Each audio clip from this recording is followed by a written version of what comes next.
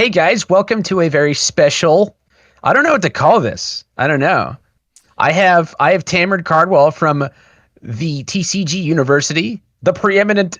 Are you the dean of students? I am the dean. Yeah. I was given that nickname by Chris Smith and um OMB. Yeah, How am I Rob Schneider? Wow, I could not remember his name. Rob Schneider. Rob Yeah, Schneider, they one of gave my me favorite the people. dean. Good And guy, you know, really good guy. mentioning Rob is very I'll say apt because this I think the title of this video should be Bromley bitches. Probably And bitches. Bromley bitches because it always got to have alliterations. But I asked you to do this with me because we've been kicking back and forth. You've been working on your um Avatar fan set, which I Mhm. think is wonderful. And like I know you've been contextualizing things in a way that is very specific. And like card design is a really fun thing to think about. I mean, just Totally. as players. I mean, and it's so fun to theory craft the many fun things that we can do with the game. For sure. Um, uh, uh, and as a preface to everything else, I'm gonna say in this video. Chris Bromley loves UFS. Okay. Chris Bromley thinks it's the greatest game on this earth, and I think that there's no better way to express both skill and identity as a player of of a card game than there is in UFS. Truly However, a thing of beauty. Yeah. yeah, yeah. However, it's ridiculous to sit here for as long as I've been playing, and whenever everybody bitches about a card, a lot of the time I want to be like, yeah, man, I totally am with you. And sometimes the crack show, like when I absolutely exploded when Downward Spiral killed me on turn 2 for 3 matches straight. Like sometimes we explode, but like this is just like with My Hero on the horizon and Hmm. with this public playtest coming, I think it's a great time to talk about the failings of Jasco's card design. You know, And where, because of public playtesting, we can take and push it beyond plus ultra to make the game just better because Jasco's putting it a little bit in our hands, right? Yeah. And like, I'm not saying that we're going to be able to fix everything because, like, of course, everything is still going to be in the hands of, Jason Hronski, who loves his broken cards. And I love that he loves his broken cards, Hmm. and Tim. And if they choose to bring back FAM and things like that, like, it's not like we're going to be able to automatically fix everything. But identifying the things that I think and that Tam thinks have been, I'll say, problematic for the game over the past few years because that's all I've been playing the game for. I think is a good exercise at the very least, and hopefully enlightening for people that may tune in for the video. I For think sure. that there are some serious, and it's not just like this isn't gonna be just like, oh my god, guys, ban Spirit Shotgun and Scarlet Meteor. It's more like, yeah, we gotta have the whip crap. Shotgun. If it's more about um the theories that are sort of pushed forward with these things, because I think that if you look at releases of sets since I started playing, or even just before it, right? You look at like Street Fighter, Platinum, Bebop, Mortal Kombat, so on and so forth, right? You can see a clear skew, right? There Yeah. is there's a narrative created, Hmm. and I'd like to help to show people the narrative that I've gleaned and that Tam has also gleaned here. Um, So this kind of brings me to my first point when it comes to playtest being public. sure. When it comes to Magic, the oldest trading card game, they're very specific about the things, the costs of cards, the effect of cards, and what constitutes what. So I had this Magic podcast on the TCGU, and I know about this much about Magic, and I'm on that show every week, and I'm learning things, and they will talk about, and I'll look at a card and go, oh my goodness, this card is so strong, or wow, this card's really weak. Why is this card strong or weak? And they can tell me, oh, because of the cost, it's blank, it's 2 and 1 white, and it's got this toughness, this power, and because of that, it's this and this and this. And I go, how do you know that? And it's because Mark Rosewater, the lead designer, told us this in an article, right? He told us this is his mindset.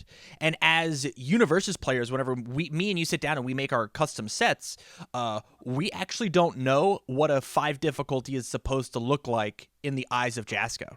We don't know that because that's just not being shared. So when it comes to public playtest, we're kind of shooting in the dark of like, this line of card text is good, but maybe on a 6 diff, it's supposed to be fine. Right. And so like you have points, you made a whole spreadsheet here. And you even like brought up with like Downward Spiral, right? Downward Spiral, if it wasn't a 4 diff, maybe Downward Spiral could have existed. It's a 5 difficulty attack? 5, maybe even a 6. Make it a 6-2. And I'm super down. On turn 3, drop that. If you were greedy on turn 1 and build out too many, I'd still love to kill you with it. That's fine. Like, there's ways that we can fix it, and the line of card text is not too strong. The issue is that we don't know what a good 4, 5, 6, 3 difficulty attack, or even 0, 1, 2, 3 foundation, just because we as players haven't been told what's inside the head of Jasko. Sure. Yeah, I would love if Jasko came out ahead of the public playtest and said, this is what a blank 4 diff looks like, and this is what these abilities do to fuck with that. Right. This zone to this, compared to the rest of the set, or, I would love to see guidelines like that, because if you look at cards a lot of the time, right, like the Bakugo card that was revealed, right, Howitzer Impact or something like that. Yeah. It's like a 6 difficulty, 6/6 or something like that, right? Man, do I not have those cards saved? It's okay. We don't need that one. We'll get to the other ones. But like that card gets mega huge, right? Based on scaling. It's not doing 100 damage on turn 1 because it's based on how many cards hit your discard pile, right? During a window. And like it's also a 6 diff, right? Right. And people because power levels of cards and scaling in the game are so strange, like it doesn't scale like any other card game that I know of. It's not Hearthstone. It's not Magic where you ramp up mana and you eventually can get your 10/10s out if you really wanted to, right? This game is like, well, you can get your 10/10 out on turn 1 if you're just really lucky, and you hit it big, right? Yeah. So it's kind of weird that way because there's no inherent scaling to the game. Things need to be good. Things need to be as good early as they are later, sometimes better, sometimes worse, and it's harder to judge when that happens. And one of the things that I think would help people there were looking at what a blank 5 diff attack looks like, a blank 4 diff attack. And like we have those Caden cards that came out, but they don't do a good job with that either, I think, right? Like a lot of them are not statted like you would assume. Like I think the perfect 5 diff blank attack is like Ghost Thief, right? Ghost Thief Funeral is a 5 difficulty 6 mid 6, and it doesn't do anything by itself, right? And that's an incredibly powerful card because it has the stats in my head of what a 5 difficulty attack does, and it also has extra effects sometimes, right? Yeah. And there's a lot of cards that do that. Casa de Leviathan has that stat line of the, they moved 1 damage over to the speed column, right? But it's still got the 5 difficulty 6x zone 6, right? And I think that effects pull back from that. I've always, like in my head, I've been like, well, 4 diffs or it's difficulty equals the damage and speed plus 1 of whatever the difficulty is, right? So if it's a 4 diff, your basic stat line is 5 speed, 5 damage. 3 difficulty would be 4 speed, 4 damage, right? And you pull back from that number to give it power in other columns, i.e. effects, right? Yeah. And that's like that would be nice to hear from Jasko if they agree with me about that, because I think they do. I think most of the stuff that we see in the sets are like that. Shield Big Bang, if it had pulled back from the stats column, right? Yeah. Imagine that card at 4/4, right? Yeah, that'd have been perfect. I think it would have been actually fine. I've been advocating for Shield Big Bang to be 4/4 since like as soon as I saw that card. Like I saw that card was like, this is an 8 for 8 inside of Cassandra accidentally for no reason that you just just because she exists, dude. I mean, same with Shadow Slicer. We could take and keep the stats where it is. Make it a 7 diff. Like we've experimented with those. Forcing to commit 2 foundations or cheat in with other effects in order to play this thing for free over and over and over again. Like Mark Tyner would not have won Worlds with an 11 attack Shield Big Bang deck if this was a 7 difficulty attack. I agree. I agree with that. Like there is a timeline where he does it, but it is not this one. Yeah. I I compare it to, and this is an entire thing, right? I think that Jasko you can see the narrative where they try things, and when they don't work, they try it again, but more powerful later. Comparing Shield What do you Big mean? Bang, well, if you look at um, something like Shield Big Bang, right? It's a clear thread from Sophia's attack, Guardian's Judgment, right? Mm-hmm. Guardian's Judgment was instead of a 6-high 6, it was a 4 mid 6. 4 mid 6. Yep. On a Yeah, 5-2. right. It's a Five 5-5-3, three 2 high block. right?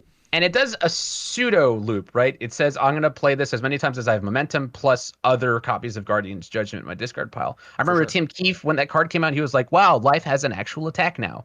To like finish you off with, because that was the problem that he perceived. And nobody played it because it's hard. It presents a lot of issues. It's not fast, it's mid. And like Kevin Berber likes to say, mid is the worst zone because you can block with yin and yang and all the other things. Shield Bang looks at Guardian's Judgment and it says, I'm better in every way. I'm you, but worse, right? I'm you, but Yep. way, way, way, way, way, way more strong. It's a different zone. It starts printed faster, right? Mm-hmm. Guardian's Judgment considered Sophia there. In Sophia, it's a 6-high 6. It's considered with the context of her kit, right? Right. Um, Shield Bang starts at printed 5 difficulty stats, right? It does not have any other ability other than it loops itself, right? Mm-hmm. If I recall Well, correctly.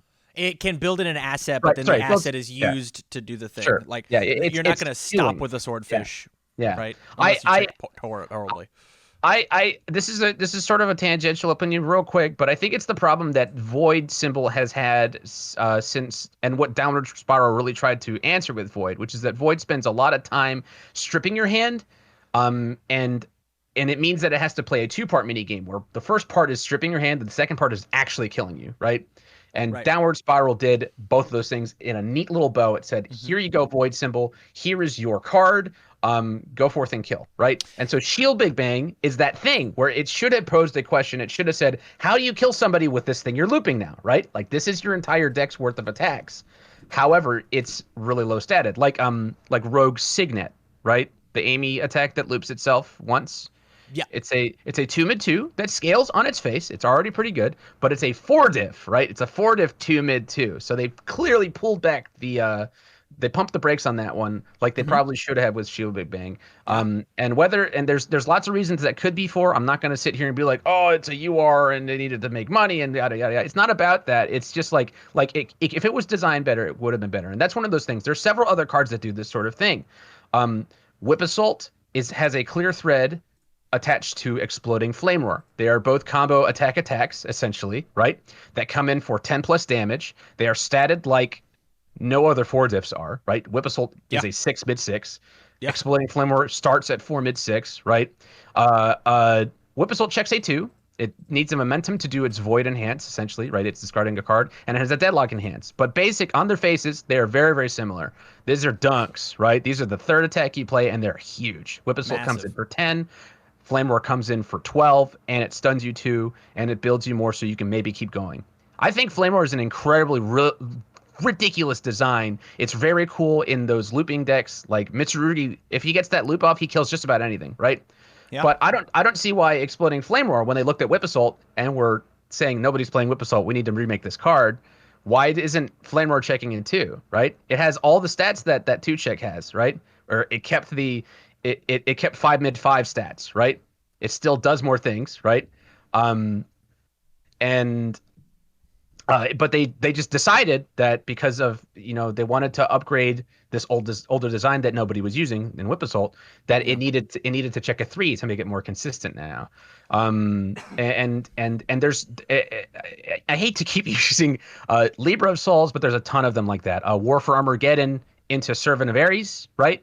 War for Armageddon is a card that saw a lot of play, and it only hits cards that have responses on them. Very, very powerful cards all have responses on them. Servant of Ares changes the cost to cutting 2, so it's better in desperation decks. And it also says my already gigantic throws that are for some reason coming in at printed stats, right? The 5 mid 5 or 6 mid 6 stats that get skewed to damage which it shouldn't because it's a throw according to my my ideation of what a card should look like, right? Yep. It's now giving, and now it's even if you don't need that, you can pivot into an offensive use, and it has a better check, it has a better block. It's just all around. It's the same but better. Just like Shield Big Bang is Guardian's Judgment but better, and Whip Assault, and Exploding Flame Roar is Whip Assault but better, right? And that's what I mean about the theming. Like, you can see plot threads going along where, like, somebody along the line was like, why didn't anybody use Whip Assault? How do I make people use Whip Assault? Well, I reprint it, but egregiously, and Yeah. so I don't like that. If your idea didn't work, right? Like, you shouldn't just redo it but worse, like Well, I'm not in love with that. And you said the word worse. They accomplished their goal, right? They did say, "Hey, we want somebody to play Whip Assault." And as somebody who bubbled a nationals because Reptile ate their head off with Whip Assault, I can tell you some people play Whip Assault. It's the one that you don't know. But if you turn Whip Assault, which was like a 4 out of a 10 card, and then you reprint it as opposed to like a 6 out of a 10, and you make Exploding Flame War, which is a 9 out of a 10, which I don't know why like you wouldn't play. I was facing against today. I was facing off against an Ibuki deck that was playing Exploding Flame Roar, and you go, but Tam, that card doesn't have printed 3 damage. And I go, yeah, but it still does 12, and it murdered me. In Ibuki, that's what's 15 divided by 3? It's 4 attacks, right? Yeah, like, right? The damage. Yeah. And so, like, these cards, I don't mind Jasko taking a bad card in their eyes, I guess, and turning it up a little bit, but it needs to be more of a knob than a switch, right? I want them to stop printing. No card, honestly, should be like a 9 out of 10 card. I shouldn't be able to run a deck around a singular ultra rare. When I go to deck build, and because of, as you said at the very beginning of this game is so flexible and beautiful and amazing, I want to as one of my good friends who shall remain nameless, one of the best parts about this game is there's so many decks that have the sum of their parts is better than the whole that happens. The parts of your deck should equal or be greater than the sum of how the deck finishes. And Exploding Flame War is not that. Exploding Flame War is I was watching somebody play a deck that Exploding Flame War had no business being in the deck, right? It just shouldn't have been there. But he's like, well, I'm playing weapons and I'm playing the good symbol, so why would I not just put this? Why not? That's not how creative deck building happens. Is the why not mentality. Right. One of my frustrations with playing Takeda at the moment, and Takeda has been my pet deck since Mortal Kombat came out, is that I don't like playing it because all flows end at Flame Roar, right? Yeah. Where before I might, consider some different options. I had Violent Shoryuken for my damage thing, but I was using resources to remove 4 attacks to get the +4/+12. Maybe I was stacking things to draw them before with things like I was using like Outworld's Marketplace and things like that because I was trying to pivot Takeda's Enhance in different ways. Yeah. Now it's just like, he has Flame Roar, so we're just gonna Flame Roar all the time, right? Yeah. We're just gonna do that. And it became a little bit boring. I was like discouraged, like as a deck builder, because now I have a clear like flow chart, and they all end up at Flame Roar.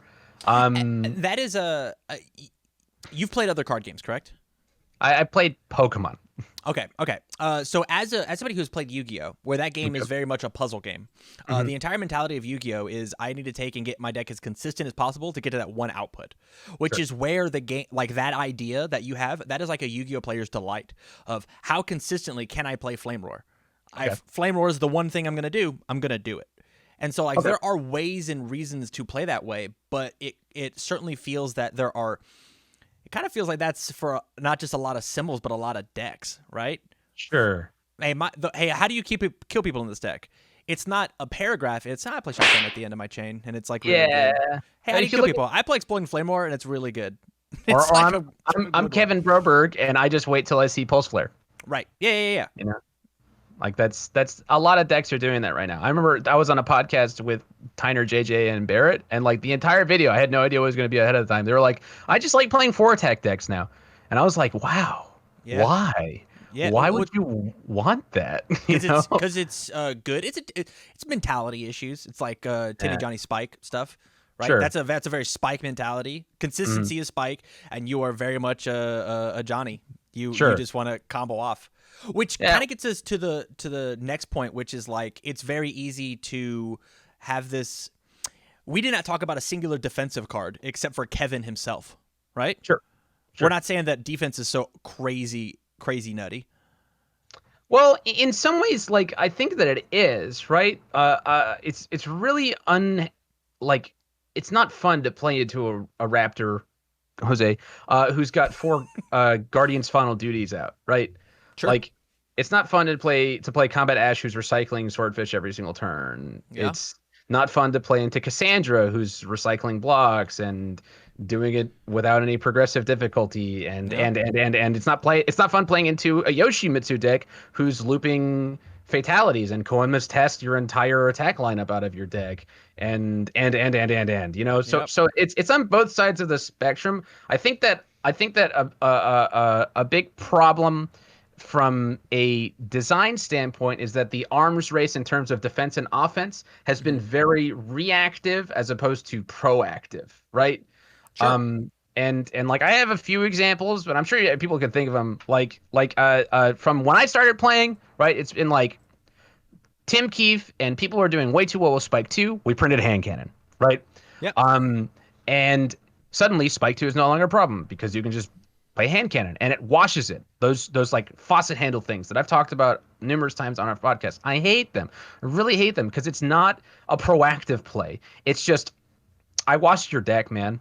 What are you gonna do about it, right? Yeah. And like uh, uh, uh, the void symbol has to be very cute to play around things like Big Cyclone, and now they have Pure of Heart that just absolutely steamrolls the symbol, right?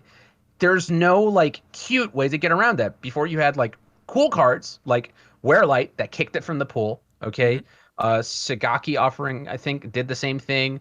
Um, uh, you had ways to play around this really rude reactive tool that just And washes the matchup, right? risky. It was a 7-2 with a 1 high block. Like it was in Sure, sideboards exclusively to fight sure, discard decks, as opposed yeah. to Pure of Heart is a 0-5 with a block that has a decent first enhance ability on it. That Oh had yeah, I like mean, Enhance is incredible. if you happen to be playing the order symbol, you're not allowed to play Voice of Reason anymore because they accidentally discard Pure of Heart and then you rip apart their staging area. Sure. Yeah.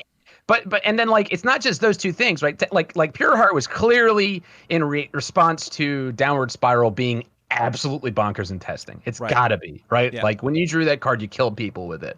So Or Pure Heart was Voldo himself was just like right. a Yeah. madman in He testing. needed something but like I'm not gonna say the things that you could clearly glean from this thought line. But there's several times that this happened over the past few years too. I mean, like Coffee Samba in Kina Meadows type, Punch and Judy decks Yeah. where they stun your whole board. Like instead of printing like a celestial being or something that strips keywords or says no to this thing in this turn, it's like, oh no, Sentimorals, which doesn't really do much against Coffee Samba decks. If you've ever played into Akuma, Sentimorals feels useless into Hmm. those things. Um, and Coffee Samba doesn't really care about it too much.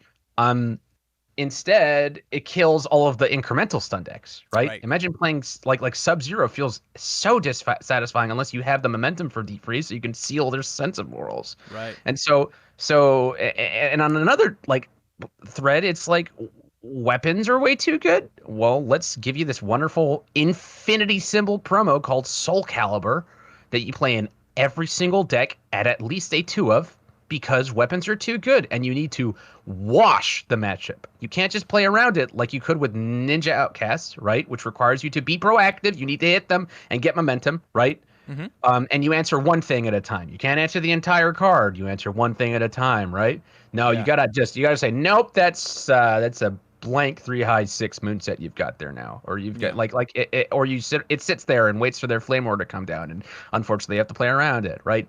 Like along a similar vein, but not quite the same thing. Taguro and Revoke share two symbols, and it makes it so when you play into an evil deck, and if Void were good, it would be the same thing.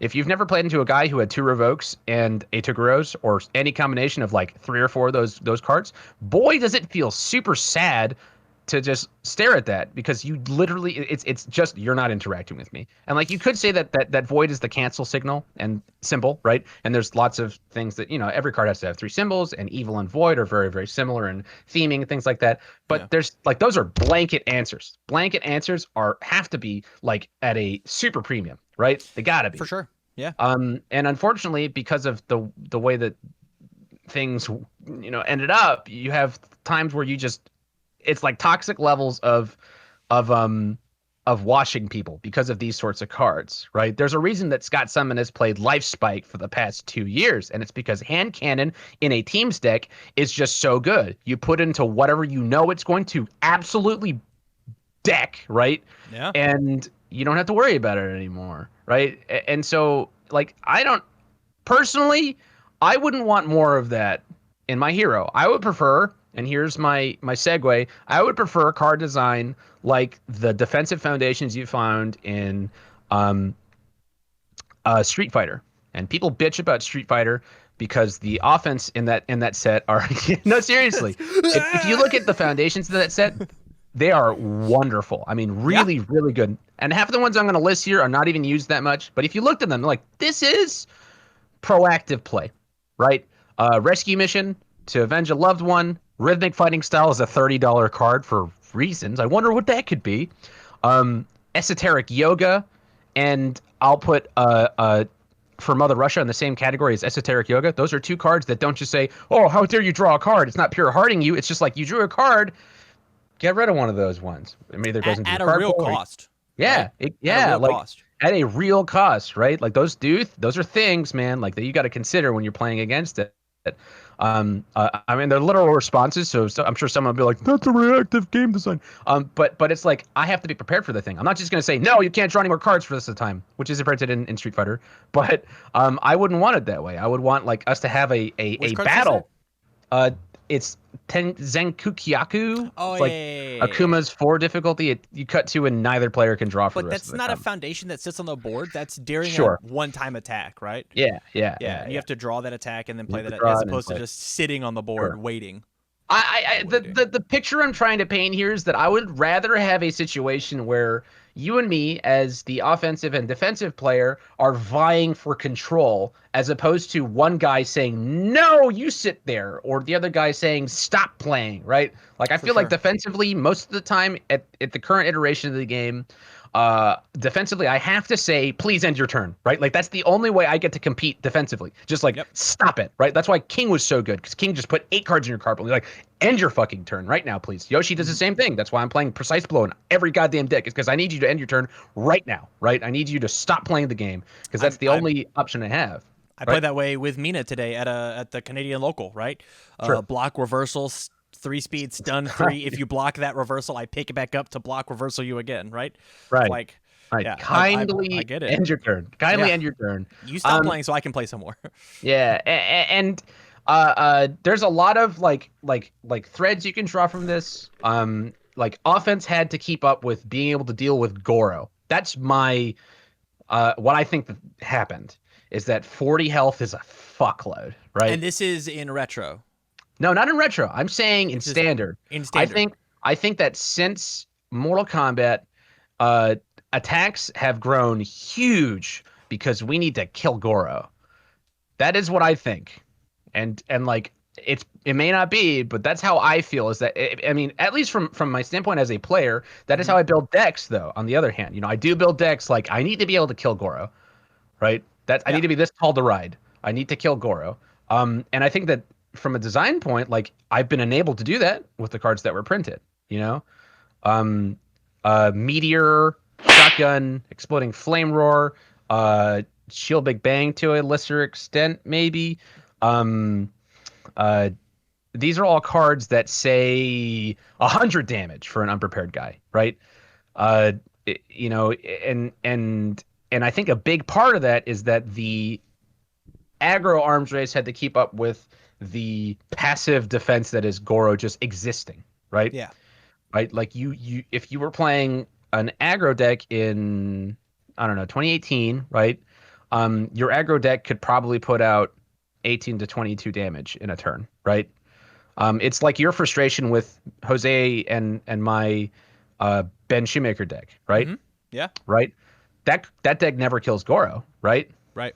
It takes way too long, but it's playing a Impossible. very it's playing a very slow, control, and the attacks do between 5 and 12 damage all the time.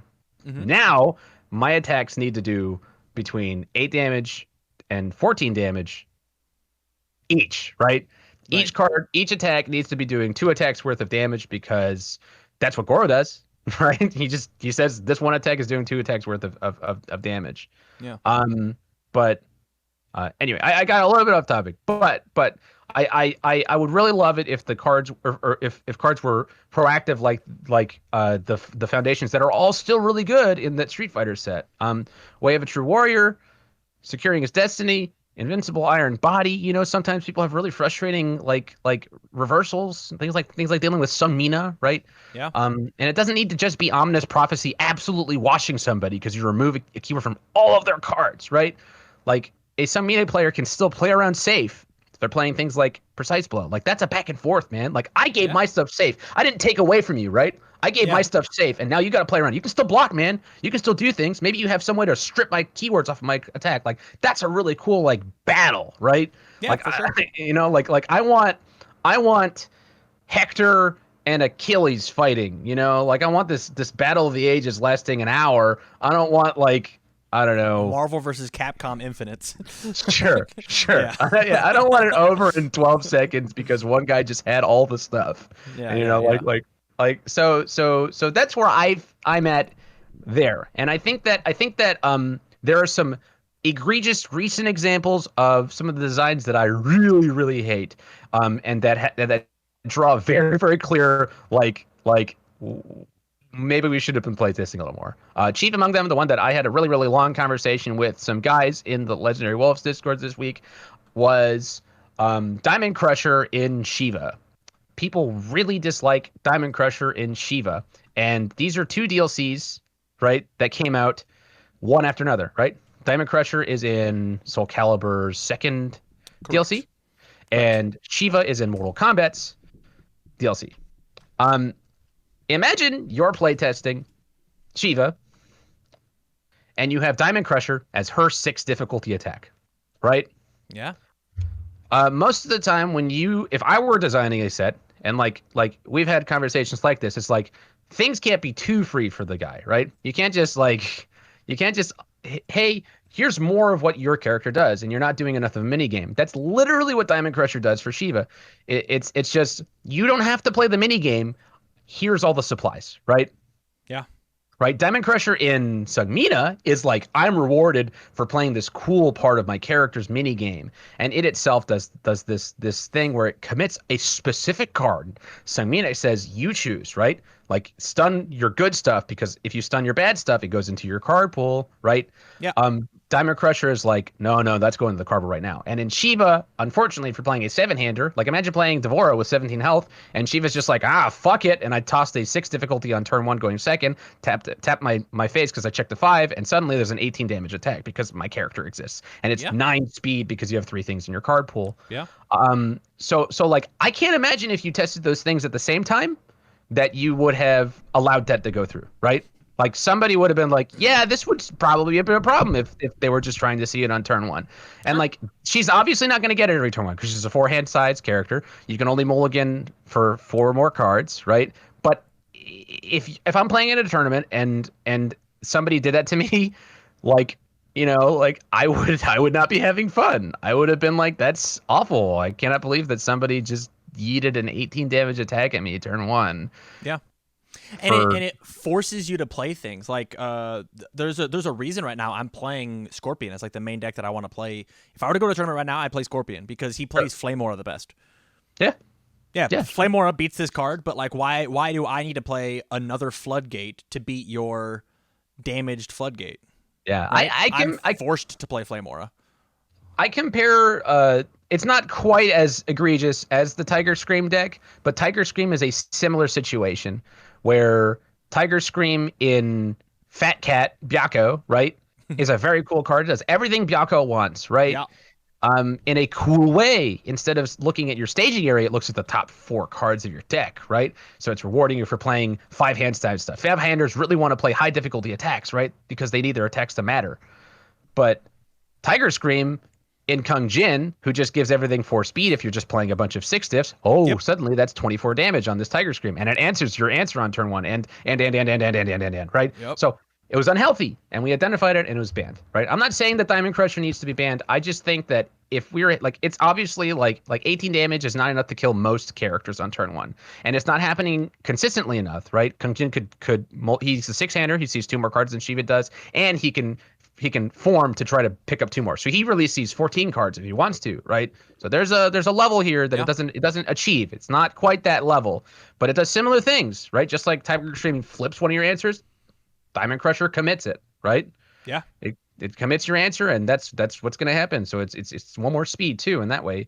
And it's clear that like this was balanced around Samina, in a weird way, and there wasn't a consideration for this really like 1-to-1 A to B point. Like I think that this was the first thing everybody thought about.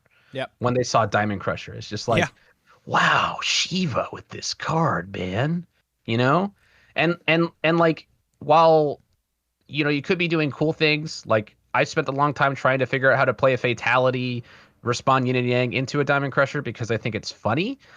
You don't need to, right? Like you could just play Shiva and you have this insane level of like gotcha on there. For sure. And I think it's a playtesting thing. A similar thing that I learned about when I was playing in Canada's local was Rikuo apparently was not considered when Tengu Dive was created, right? Somebody told me this story where I forget the guy's name, but they won in a teams, and he asked Jason, we weren't thinking about Tengu Dive when we weren't thinking of Rico when we thought about Tengu Dive, right? And he was like, yeah, no, we didn't. And then he got banned, right? Yeah. Or like Rico got banned. I think stuff rotated. He might have been banned. I don't know. I don't know. I was definitely at that Nationals, and Sure. I know that it wasn't on Omaha's radar at all. Like it just Rico showed up, and then it was just like, yeah. I mean that card. If you're just not prepared for it, like you're done. He's just gonna loop that Tengu Dive for all time. So like that sort of level of interaction should be a thought, and those are the things that we as play testers, right? And this is like I know that I feel like I'm bitching and I'm bitching, but there's a point to this, which is that these things could have been identified, and they weren't. Sure. They were not identified. And you guys and we, everybody here can go into this playtest with that mindset, right? That we can go and we can be like, how does this interact with X thing? How does it interact with X thing, even going way far back? Because now we got these retro things to consider, and that's awesome, right? We got to think about all of the stuff, and we should be thinking about it, because if you found that broken interaction, you get to be the guy who found that broken interaction. That's awesome, right? But keeping it close to the chest is lame, right? Like, For sure. like if you want the game to be good and you want people to not be dealing with Diamond Crusher on turn 1 from a Shiva, like be forthcoming and think and be a participant for the entire community. Like these are things that could be really, really healthy, and we could have identified and been like, yeah, this is awesome. We could have retuned it, and I think that Diamond Crusher could have been a neat part of Sheep's kit, and not like one that feels like, the only way to play this character is as a smooth brain now, right? Like that doesn't have to be the thing. It shouldn't be that thing. I think that Shiva is such a cool character, and I'm sad that like now she has this all-in-one package, just like Takeda has Exploding Flame War. It's like, why would I? The point that I was going to get to, right, is because like the bombs that we have, the aggressive tools that we have, they all go to 1 point, right? Yeah. You can look at it for the same way of like Kuwabara. What's the one card you want to see in Kuwabara? Spirit Sword Thrust? Or Air Ground Smash, right? Or Air Ground no good Kuwabara turn doesn't start with the Air Ground Smash. Air Ground Smash. I'll draw 3 cards. All right, what do we do now? What's next? Right. Sure. And so, I definitely agree with that. There's really like to the point where I was trying to make Zasalamel, right? I was trying to make him for a campus championship over on the channel, and I looked at all of his reversal stuff, and I just went, I feel like I can't make this character on anything but fire because of Punch and Judy, right? Because there aren't enough interesting, good enough tools under the other 2 symbols that work with his character in order to like make a relevant Zasalamel deck. It just doesn't exist. Right. Well, and that's a key thing there. You said relevant, right? Yeah. Like there's plenty of cute shit we can do with that guy. But he has the same health as Inferno too. Yeah. You think about that, like the level of defensive arms race is now that the desperation characters have to have 33 plus health, right? Inferno has 35 health. Astaroth has 33 health, right? Byakko has 38. I feel like you know even as far back as Bebop, Jet was huge, so tanky, 29 Yeah. health, right? That's nothing. 29 is Yeah, nothing now. Vicious is massively tanky, and he's cutting 3 on every one of his. He has 31 health, right? Yeah. He has 1 attack, and he's at 28, right? Scorpion is only enhancing, when he's trying to get, and he wants to be in desperation. He really wants to get there. Maybe Yeah. he should have been 35 health, dude. Why isn't Scorpion a 35 health character? Going into the same logic that Astaroth and Inferno are, right? For sure. Those are characters that actively want to be in desperation, less than Scorpion does, right? Yeah. Inferno only really wants to be in desperation when he's about to kill you, when it doesn't really matter anymore. And the sad thing is that nobody's touching them because 35 is not that much anymore because of the way that the game's progressed. Because you gotta kill Goro, man. You gotta kill Goro. That's fair. So Pivoting slightly. sure. What do you tell the kids whenever they go to playtesting then? Like the point of this video is, hey, we want this to be better. It's in our hands. What do you say to the good people? I mean, it's gotta be to identify problems, right?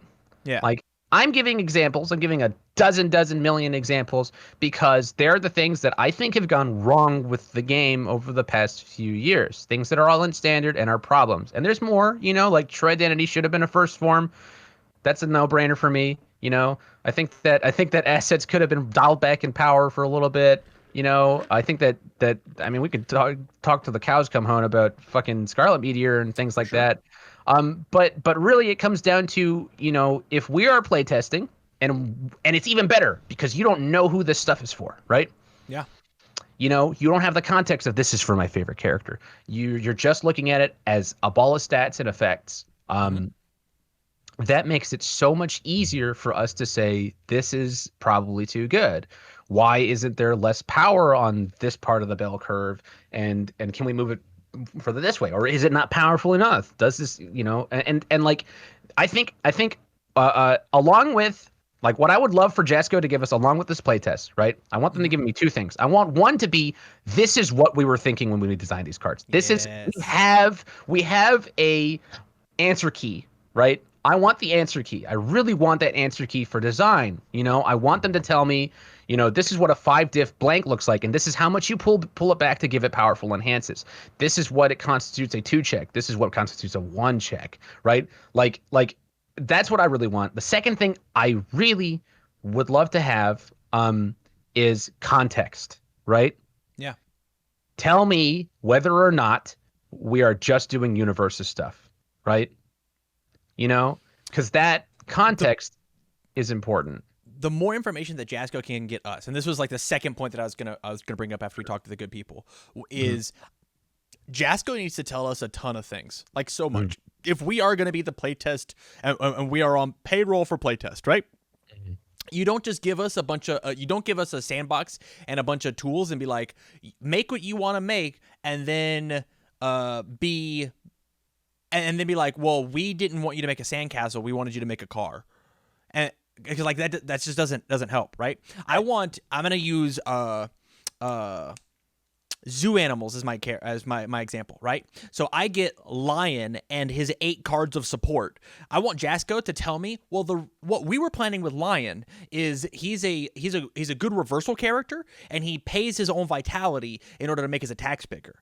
And so that I can take and go look and be like, hey, Lion's 3rd attack is actually crazy in Zhanghua because of XYZ reason, because they share a symbol. Maybe change Lion's symbol, and I think he's actually fine. Or even, hey, maybe change the 3 difficulty or 3 damage to a 4 damage, and the card's fine. Right. But without knowing that what you wanted out of the character, as if I don't know what Lion's supposed to do, I'm gonna get a Tiger Scream scenario where like, I could just throw this in Kung Jin and just spirit bomb people. Exactly. Yeah. Exactly. Yeah, and scoop the cage fighter, like JJ did in Omaha. Right. Yeah. I agree with that. I think the more context that Jasko gives us for the characters, obviously not for like theming and like the storyline. We don't need that, and you don't want to give us that. But you can tell us like this Truly character. game mechanics. Yeah, the game mechanics, and like if people want to sit there and they want a theory, like, oh, I think this has got to be Aizawa because it has so many cancels. Who gives a shit? That's not what we're here for. We're here to try to make the game more better, more better. the healthier you can make the game in playtest, whenever I actually have All Might in my hands and I am throwing these punch dunks, I'm gonna feel better because Aizawa's getting a chance to cancel, and I get to put that story in my head, right? Yeah. When I played the Pokemon trading card game, I imagined that my dumb Blastoise was throwing Hydro Pump. Like that was in my head because I have a vivid imagination. When I have Spike versus Ryu's trying to uppercut a ship. Like that's what I'm thinking. But if I have Tiger Scream Kung Jin, I just scoop up my cards and go get a hot dog from the mall, right? And that just doesn't feel good. Yeah. And like these are all things that should have been identified in playtest, right? Like I mean, people this sort of thing happened. I remember Rob found something with Shield Big Bang, right? Like immediately, it was like that quick, and then they had to errata it. And it's like that Jasko is doing the right thing here, right? They're saying we can't pay for this many playtesters, so let's use our wonderful community, Yep. And the tools that we have with the 21st century, right? Tabletop simulator. Like, there's no way that they could have been like, "Hey, entire community, here, go print out these paper proxies." No, I'm not doing that. Fuck that. Right. They're doing a lot of the really great. Like, I'm super proud of Jasko right now, and I'm very, very excited and happy to see where it goes. The only caveat here is that I think that somebody in the community need to be like, this is the stuff that is bullshit, and these are the things we need to look out for communally, right? Which is the thing that we're good at, is coming together as a community and making things better. So I think it could be a really great thing for us. I think that it could be awesome, and I think that if Jasko continues to do the right thing, give us our answer key, give us context for these cards, right? Tell us what you want them to do. Tell us what symbols do. Like, actually, give me like a real answer besides all draws cards. I would like more than that, please. That's all do.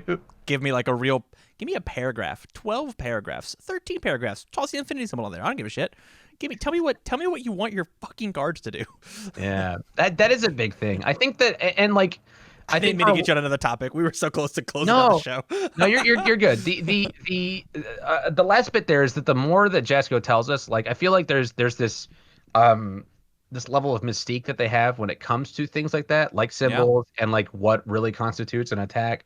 Like, those are the things that they really should not have any mystique with. Like we should be able to be the guys on that Magic podcast that you're talking about who are like, oh no, it's this powerful because it has X cost, and it does this thing because it costs this much, and it does, like, I want to be able to have that conversation instead of just having a thing in my head, like I love talking about There's so much headcanon when it comes to UFS. Yeah, and I don't want that. I want it to be defined. I want it to be defined. I know, because then I can cite things, and I can be like, yeah, this is why this card is so awesome. This is why the X thing is so cool. And instead of just it being pure conjecture 100% of the time, right? Like, oh, this should have been a 2-check. This should have been a 3, and yada yada yada. Like, we go back, like, no. I would love for Jason to come out and be like, no, well, shotgun is a 3-check because X, Y, and Z. Fuck you, go home. Like, we could have that, and we don't have that, and I want it very, very badly. For sure. And even if it's not Jason, have somebody on the team who, fuck it, let's give Tim Friedland another job. Have somebody on the team who comes out with some sort of an article, and it's like, hey, let's talk about the design. Hey, what were we thinking whenever we made yin and yang, right? Like. Hey, card pull stuffing is Liu Kang's entire mechanic, and he plays with combo attacks. This is really easy. But why is it a mid? Why is it a 2-5? Could it have been a 2-4? Why was it not a 2-4? Mm-hmm. Why did it not have a bad block? And tell me why it is and why it isn't. And you could do that with literally every card in the game. Every single one. And I would eat it up. Just eat. I agree with that. Eat it up. I would agree with Love that. it. Get Fam in here to write some articles, man. I would love to Yes. hear it from it. Yeah, for sure. Yeah. And last but not least, to Jasco, I'm sure that they're not gonna want to watch this video because it is just me bitching and Tam calming me down. But like take it in with like you gotta have some thicker skin from the Empty your community. cup.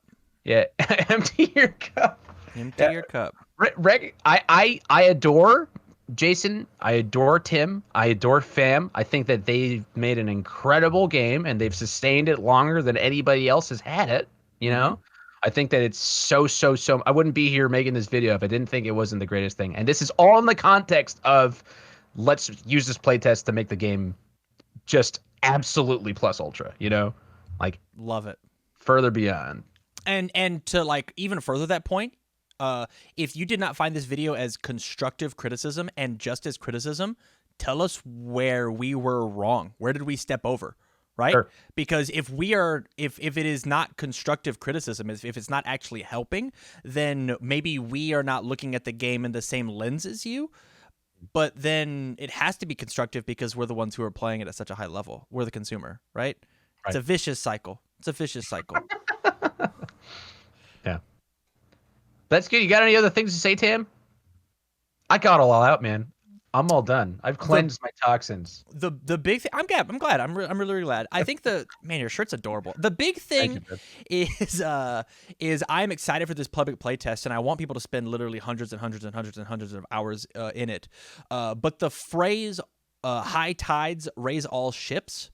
Of all the communities in card games that I have been associated with, I believe that the Universe's UFS community is the one to do public playtesting the absolute best and to have that true constructive criticism. I would never in 100 years set a new Yu-Gi-Oh release to the public and be like, hey, tell us where we were bad. Tell us where we suck. It would be a piranha-filled frenzy of just destroying Konami, right? Sure. Jasco is doing something very, very cool. They're doing something that honestly, like groups have asked for a long time, and they're doing it in such a way that is letting people still play. I offered to be on playtest. And they were like, you have to quit playing the game. You can't go play it competitively. And everybody, as soon as they hear that, because obviously you have an unfair advantage, you do.